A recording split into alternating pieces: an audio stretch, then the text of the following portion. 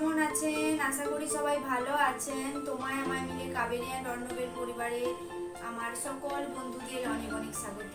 তো বন্ধুরা, বাপের বাড়িতে এসেছিলাম, রাস্তার পথে শুধু আপনাদেরকে মন্দিরটাই দেখিয়েছি। সববার এসে রাস্তাঘাট দেখায় সেটা কিন্তু এবারে করিনি, শুধু মন্দিরটাই দেখিয়েছি। তো দুদিন ছিলাম, আজ বেরিয়ে পড়েছি বাড়ি যাব বলে। তো ব্যাগও গোছানো হয়ে গেছে, দেখুন দেখতে পাচ্ছেন ব্যাগ গোছানো হয়ে গেছে। তো বেরিয়ে পড়েছি, এবারে বাড়ির দিকে রওনা হব। তো এই যে দেখুন আমার ঠাকুমা এখানে বসে আছে।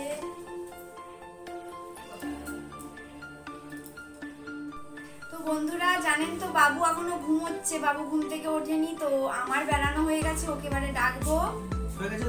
হ্যাঁ, বাবুকে ডাকি, চল। তো বন্ধুরা সবাই কেমন আছেন? আজ বাড়ি যাচ্ছি, তো আপনারা সঙ্গে থাকুন। বাবু এখনো ঘুমোচ্ছে, আমরা বেরিয়ে পড়েছি। তো আমি বাবা বেরিয়ে পড়েছি, উঠে পড়ো বাবু, উঠে পড়ো উঠে পড়ো। বৃষ্টিতে বাড়ি যাবে যে?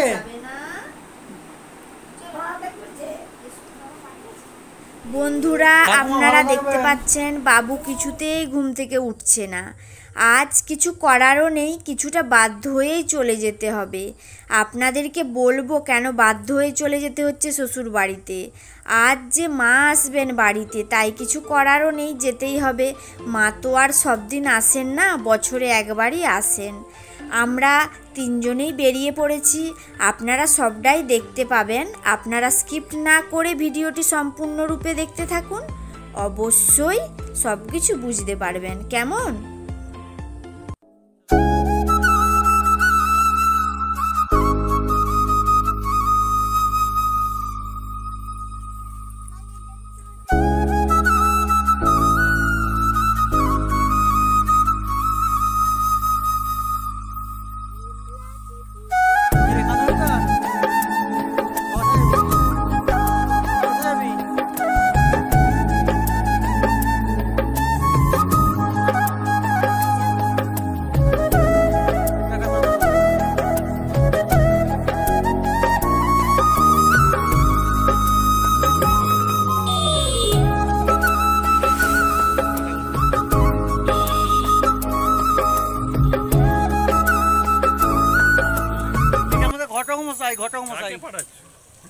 ঘটক মশাই তো শ্বশুরঘরকে এসছি, ঘটক মশাইয়ের সঙ্গে দেখা না করলে হয়? ঘটক মশাইয়ের সঙ্গে দেখা করলাম, মানে আমার পিসতো দাদা।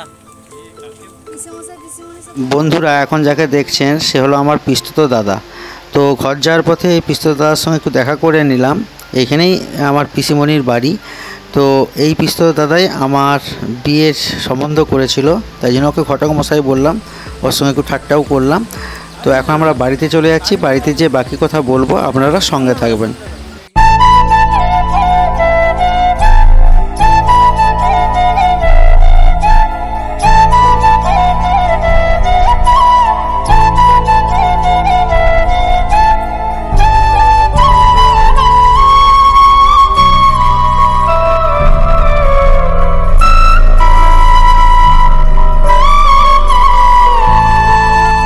বন্ধুরা সন্ধ্যা নেমে গেছে, আমরা বাড়িতে চলে এসেছি। তো রাস্তার ছবি আর আপনাদেরকে দেখাইনি। বাবু দোকানে বসে লিচু ড্রিঙ্কস খেতে ইচ্ছে হয়েছিল, তো দোকানে বসে লিচু ড্রিঙ্কস খেয়েছে, সেটাই আপনাদেরকে দেখিয়েছি। তো বাড়িতে চলে এসেছি, দেখুন তিন মূর্তি কেমন দুষ্টামি শুরু করে দিয়েছে। বাবু সেখানে মামা বাড়ি থেকে আসতে চাইছিল না, এখন আবার এখানে এসে লাফাঝাপি শুরু করে দিয়েছে। তো এখন আমরা জামা কাপড় ছেড়ে নিচ্ছি, আপনাদের সাথে পরে আবার বাকি কথা বলবো, আপনারা সঙ্গে থাকবেন।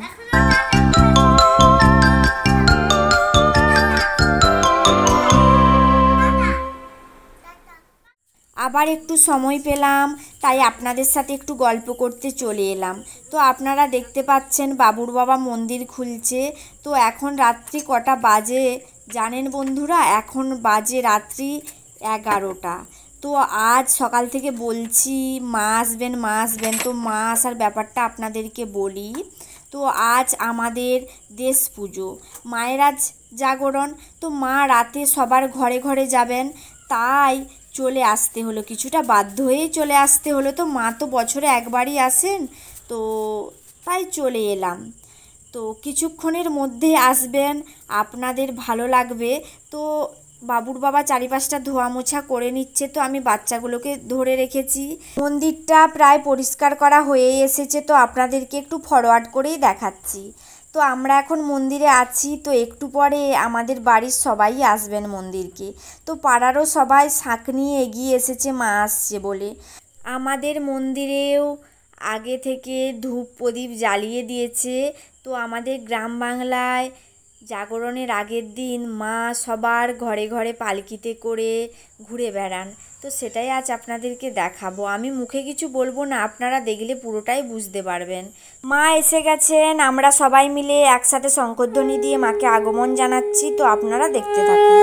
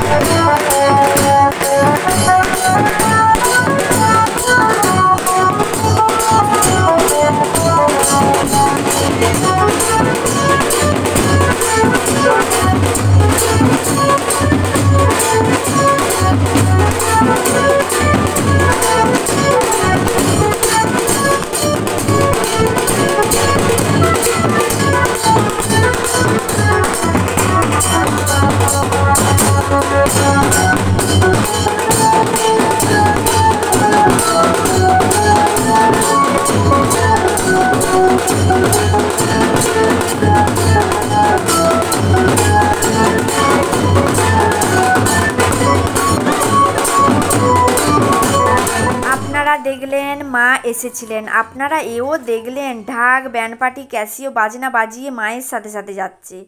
তো অনেক রাত্রি হয়ে গেছে, আমি শাকটা ধুয়ে দিলাম। ওর বাবা মন্দিরে সমস্ত কিছু গুছিয়ে এবার মন্দিরে চাবি দিয়ে দেবে। তো আপনারা ভিডিওটি অনেকক্ষণ থেকেই দেখছেন, আর ভিডিওটা বড় করব না। আপনাদেরকে কেমন লাগলো, যদি ভালো লাগে একটা লাইক করবেন, কমেন্ট করবেন, আর যদি খুব ভালো লেগে থাকে, যদি মনে হয় 5 জনকে দেখার সুযোগ করে দেবেন, তাহলে আপনারা শেয়ার করবেন। আর যেসব নতুন বন্ধুরা আমাদের পরিবারে আসছেন, আমাদের ভিডিওগুলি দেখছেন, আপনারা ভাবছেন আমাদের সাথে যুক্ত হবেন কি না, আপনাদেরকে বলছি আপনারা আমাদের সাথে যুক্ত হয়ে যান, আমরাও আপনাদের পাশে আছি। তো মন্দিরে চাবি লাগানো হয়ে গেল, আমরা বাড়িতে চলে এসেছি। তো এখানেই ব্লগটি শেষ করছি, পরবর্তী ব্লগে আবার দেখা হবে। ততক্ষণ পর্যন্ত আপনারা সবাই ভালো থাকবেন, সুস্থ থাকবেন। শুভরাত্রি।